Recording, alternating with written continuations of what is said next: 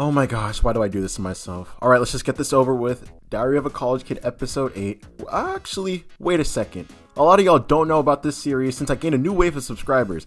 Let me explain the purpose of the series. Essentially, I give you guys story times from college that are embarrassing for me, but entertaining for you. And in return, you leave a like on the video. Or don't, that's cool too. I try to stop this series, but you guys like it way too much, so I just make more. But trust me, if you're new around here, you'll enjoy it somewhat, even though it's a little cringy. Whether you actually watch the video or play it in the background for whatever reason, it's always a great time. With that out the way, you already know what to do. Sit back, relax, grab some snacks, and enjoy today's episode. So this story I'm about to tell you occurred about 7-8 months ago, and I'm still not over it to this day. However, when I'm taking L's, you guys love it, so screw it. Here's to another L. Diary of a College Kid episode 8, the worst double date ever. So like I mentioned, this event took place about 7 months ago in university. Basically, my campus holds a fire drill about once a semester for safety reasons or something, I don't know. Anyway, every dorm on campus is forced to evacuate and participate in the simulation. So we get out the building, and this is an opportunity to talk to people that live in your building since we're all forced to engage in this activity. So I look around and there was these two roommates that looked good and you already knew what time it was. Knowing me, I spit some game, but I didn't want to get their numbers or anything. I just wanted to talk to two cute girls to kill some time and just dead it. Fast forward a few days later and I'm walking back from Chipotle. As I walk past the study room to get to my room in my dorm, I hear a voice call out my name. I look behind me and it was the girl from the fire drill. Now that I got a better look, I gotta be honest, she's mad cute. She had big brown eyes and on top of that she had pretty curly hair. We talked for a few minutes, then I told her I had to dip because I had things to do. She said okay and it was nice meeting you, but I could tell she wanted to say more, but I really wanted to go eat my burrito from Chipotle. Plus, I didn't think we'd run into each other ever again, but I was wrong. The morning after, my roommate knocked on my door and said someone left something for me. I was confused because I didn't expect anything from anyone. I picked up the item and it's this huge bag of candy. I was shocked because I didn't know anyone who could have given this to me. Then I noticed that there was a note on it. The note was actually really sweet. In fact, I'll leave a picture on the screen right here for you to read. When I read the note, I realized it was the same girl. For the video's sake, let's call her Savannah. Savannah was sweet, and I'm gonna be honest, the note was super dope. A cute girl leaving a bag of candy in front of my room for me? Insanity. On the note, she says to come to my room whenever you need anything. So you already knew what time it was. So I immediately thought to myself, she wants to hang with you, go shoot your shot. So I let a few hours go by and I pull up to her room. She answers and she's looking pretty good. It's not like the getting ready to go out or anything, but she got that good lazy look. You feel? Like the Drake lyric. How does it go again? Sweatpants, hair tied, chilling with no makeup on. That's when you're the prettiest. I hope that you don't take it wrong. You know, something like that. She let me in and we talked. So blah, blah, blah. We hung out and I asked her on a date immediately. On the spot, no bullshit. This was when my confidence was starting to go up a little bit. So I wasn't shy this time. She said, of course. She was down and she thought it'd be fun.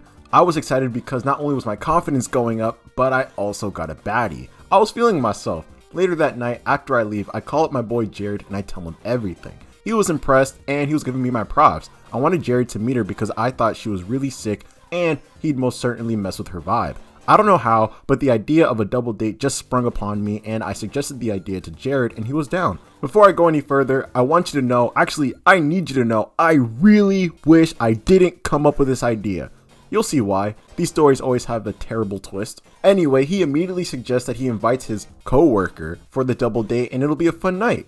Or so I thought. Savannah and I set up the date and I tell Jared the time and place. Everything is set. I thought nothing can go wrong with this. It's impossible. Every single time up to that point, something went wrong with the girl and I'd get angry because it's always some bullshit. So I thought to myself, not this time. I set a plan that was so perfect that nothing can foil it. I'll give you the progression of the plan chronologically in the story so you guys can get a feel on how this event went down. Step 1. I made sure to call Jared and his co-worker to tell them exactly how I want this date to go down. I forgot all the details of what I said, but I specifically said one thing. Don't screw this up. They both agreed, understood the assignment, or so I thought, and were ready to assist. 10 minutes before they arrive, I text Savannah to pull up to my room so that we can wait for Jared and his co-worker to arrive. We hold more small talk and I could tell that she's already feeling me. Jared and his co-worker arrive and we all get acquainted with each other. Soon as we finish the small talk, we all head out into town. Alright, this is step 2. We go to Chili's to get our grub on. I had to make sure that my date's belly is full, cause you know, girls love food. The 4 of us sit down and we eat our food and it's a great time. Energy is up, the girls are laughing, Jared is chilling, everyone's having a great time. until they went to the bathroom. My date said she wanted to go to the bathroom, and you know how girls are, if one goes to the bathroom, the other one has to follow. I don't know who made that rule, but that's just how it is. Anyway, they spend 20 minutes in the bathroom before they return to the table, and my spidey senses begin to tingle. 20 minutes in the bathroom?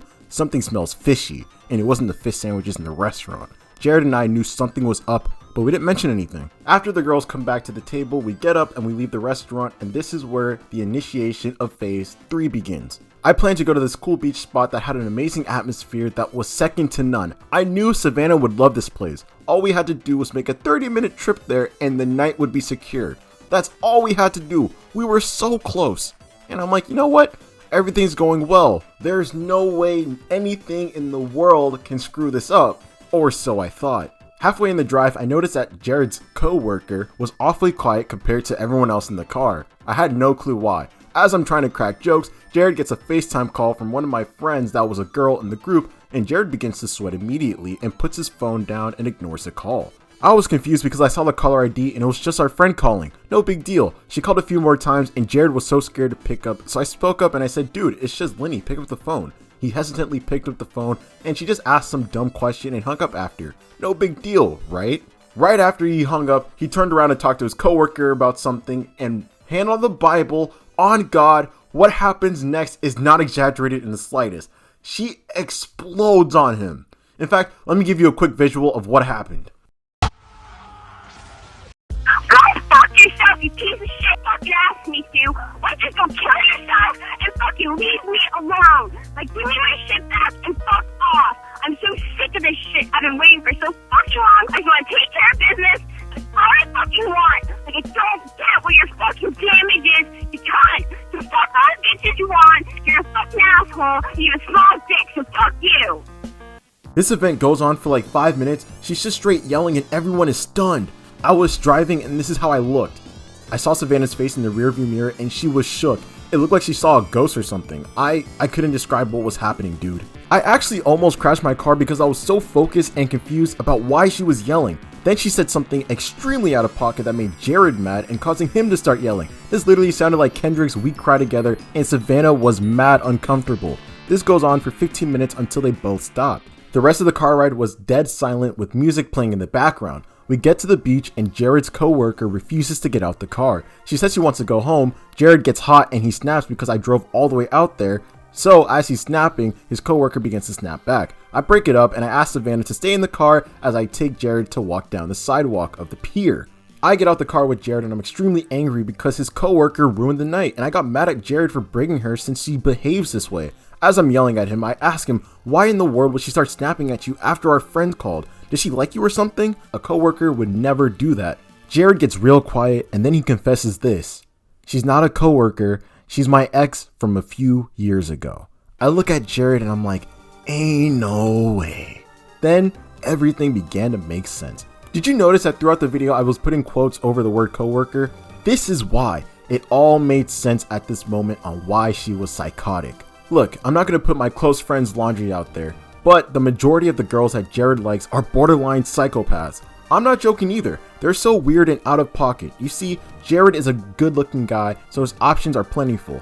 The girls that he picks, however, are almost always crazy. I snap at Jared more because I specifically didn't want someone that had a crush on him or an ex to come because he tells me stories and they're all terrible. I calm down and we head back to the car. The date was clearly ruined and I was so angry at Jared's ex. So I drive us back to the dorm and Jared and his date leave. I try to apologize to Savannah as we're walking back to our dorm. She says it's okay, but it really wasn't. Believe it or not though, we hung out a few more times, but the vibes just weren't the same. To make a long story short, we stopped talking. Literally, the reason why it went completely wrong wasn't even because of me. It was literally out of my control. I'm the only person on the planet who can come up with the perfect plan and still have it ruined. It is what it is though, but Savannah, if you're watching this, I miss you. I'm just kidding. But my fellow kings, that's all I got for you today. I hope you enjoyed another story time from yours truly. Leave a like on the video. Let's hit 35 likes. Comment down below as well. Have you had a date gone wrong? Let me know as I enjoy reading and responding to your comments. Lastly, if you're new to the channel, click the subscribe button. I'm trying to ascend in these YouTube ranks and it would mean the world to me if you supported my dreams. Thank you for taking time out of your day to watch my content. It means the world to me, as I know your time is precious and valuable, and you could be doing anything else with your time. So again, I thank you. Oh, and if for some reason you enjoy this episode and you want to watch the rest of the entirety of the series, I'll link it right here on the screen. And yeah, with that out the way, thank you so much for watching again. Until we meet again, have a wonderful day. Keep it 100 kings, as I always say, and I'll catch you next time. Peace. A lot of niggas pray for whips while hoping to get their cheddar raised. I'm just praying for better days.